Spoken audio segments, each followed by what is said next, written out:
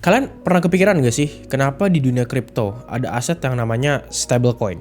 Namanya aja udah stable, tapi tetap hidup di dunia kripto yang terkenal volatilitas. Nah, menariknya nih, stablecoin sekarang bukan cuma dipakai buat trading, tapi mulai jadi bagian penting dari pembayaran digital, transfer lintas negara, DeFi, bahkan mulai dilirik sama institusi besar. Tapi di sisi lain, pemerintah dan regulator di berbagai negara juga mulai makin ketat mengatur stablecoin ini. Jadi sekarang pertanyaannya, apakah stablecoin ini masa depan sistem keuangan digital? Atau mungkin justru bakal makin dibatasin karena regulasi? Di video kali ini kita bakal bahas dengan simple, santai, dan gampang buat dipahami. Strukturnya kita bagi jadi 3, yaitu masalah, fakta, dan solusi. Oke, kita mulai dari masalahnya dulu. Di dunia kripto, salah satu tantangan terbesar adalah volatilitas. Harga Bitcoin bisa naik tinggi, lalu turun dalam waktu singkat. Ethereum juga begitu. Banyak aset kripto lain bahkan bisa bergerak lebih ekstrim. Nah, buat orang yang baru masuk ke industri kripto, kondisi ini tuh kadang bikin bingung. Misalnya, seseorang mau menyimpan nilai asetnya sementara waktu, tapi kalau semuanya disimpan di aset yang volatil, nilainya bisa berubah dengan cepat. Disinilah stablecoin muncul sebagai solusi awal. Stablecoin itu aset kripto yang nilainya dipatok ke aset yang lebih stabil, biasanya mata uang fiat kayak dolar Amerika Serikat. Contohnya ada USDT, USDC, DAI, dan beberapa stablecoin lain. Secara sederhana memang stablecoin itu kayak jembatan antara dunia uang tradisional dan dunia kripto. Tapi masalah di sini stablecoin juga bukan tanpa resiko. Kita pernah lihat kasus UST atau Terra Luna yang gagal mempertahankan nilainya. Dari situ banyak orang sadar kalau nggak semua stablecoin punya mekanisme yang benar-benar kuat.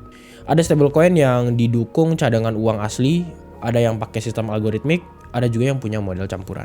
Kalau cadangannya nggak jelas, transparansinya kurang, atau mekanismenya terlalu rumit, resikonya tuh bisa besar. Makanya sekarang regulator di berbagai negara itu mulai masuk. Karena stablecoin tuh udah bukan sekedar aset kripto biasa.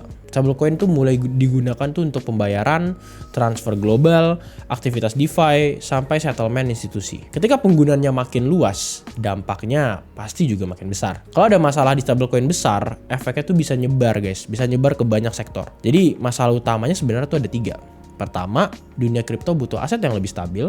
Kedua, stablecoin punya potensi besar tapi tetap punya risiko. Ketiga, regulasi makin ketat karena stablecoin mulai masuk ke sistem keuangan global. Sekarang kita coba masuk ke faktanya. Stablecoin itu hadir sebagai alat bantu di ekosistem kripto.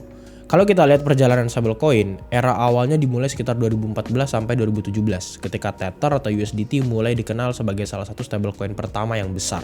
Lalu masuk ke periode 2018 sampai 2020, muncul alternatif seperti USDC dari Circle dan Coinbase serta DAI dari MakerDAO yang berjalan secara desentralisasi. Kemudian tahun 2021 sampai 2022 nih gempar nih. Dunia kripto tuh ngalami momen besar dengan runtuhnya UST atau Terra Luna. Kasus itu tuh jadi pelajaran penting bahwa stablecoin yang terlihat stabil tetap bisa gagal kalau mekanisme dan cadangannya nggak kuat. Setelah itu masuk ke era 2023 sampai 2025, pembahasan stablecoin makin serius. Regulasi mulai muncul di berbagai wilayah seperti MiCA di Uni Eropa, aturan stablecoin di Inggris, Jepang, Singapura, Hong Kong, Kanada, sampai Genius Act di Amerika Serikat. Intinya ya negara-negara besar mulai bilang kalau stablecoin mau dipakai luas harus jelas cadangannya, transparansinya, dan punya lisensi resmi. Nah, dari sisi pasar, stablecoin itu juga sebenarnya terus berkembang. Dalam artikel Toko News yang gue baca, disebutkan kalau pada Agustus 2025, total pasar stablecoin mencapai sekitar 282 miliar dolar Amerika Serikat. USDT masih mendominasi sekitar 60% pasar atau sekitar 169 miliar dolar Amerika Serikat. USDC juga berada di posisi kedua dengan sekitar 26% atau sekitar 72,9 miliar dolar Amerika Serikat. Dari sisi jaringan blockchain, Ethereum dan Tron juga masih sangat dominan dalam supply stablecoin. Ethereum itu sekitar 157,1 miliar dolar Amerika Serikat, sementara Tron sekitar 79,2 miliar dolar Amerika Serikat. Kalau digabung, sebenarnya dua jaringan ini menguasai lebih dari 80% total supply stablecoin. Ini nunjukin kalau stablecoin itu bukan cuma tren kecil atau tren sesaat. Stablecoin di sini udah jadi infrastruktur penting dalam industri kripto. Terus stablecoin dipakai untuk apa aja ya?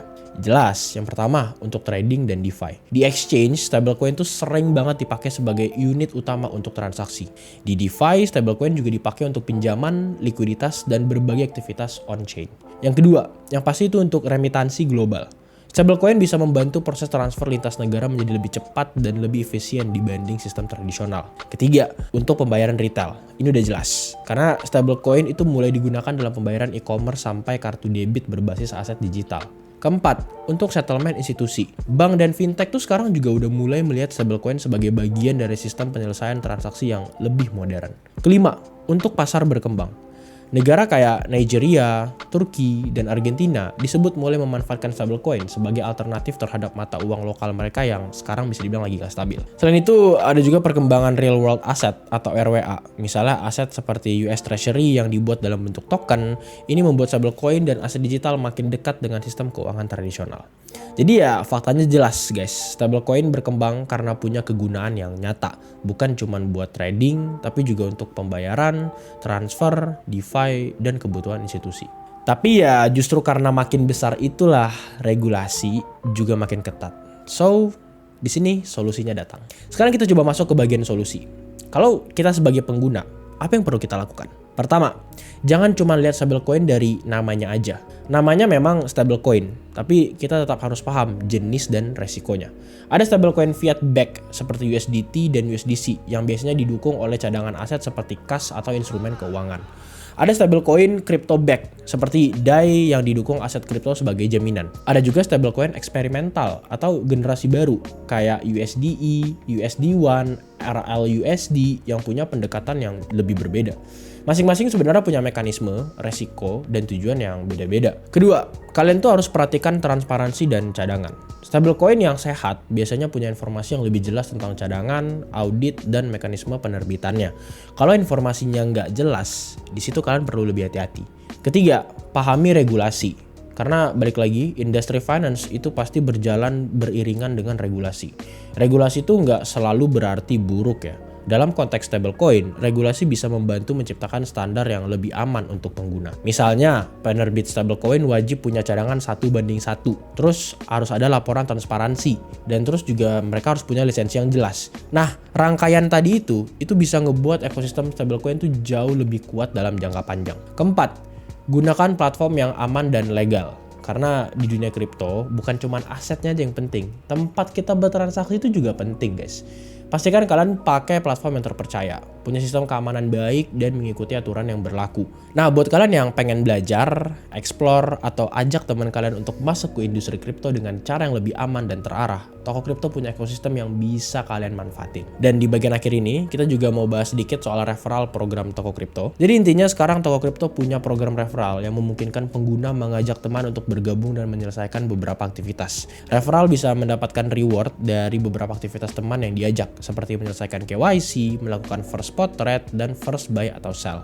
Program ini juga punya ketentuan yang jelas, seperti peserta wajib menyelesaikan KYC level 1, hadiah didistribusikan dalam USDC, dan setiap aktivitas dihitung berdasarkan syarat yang berlaku. Yang menarik, referral program ini bisa jadi cara yang lebih engaging untuk memperkenalkan kripto ke teman.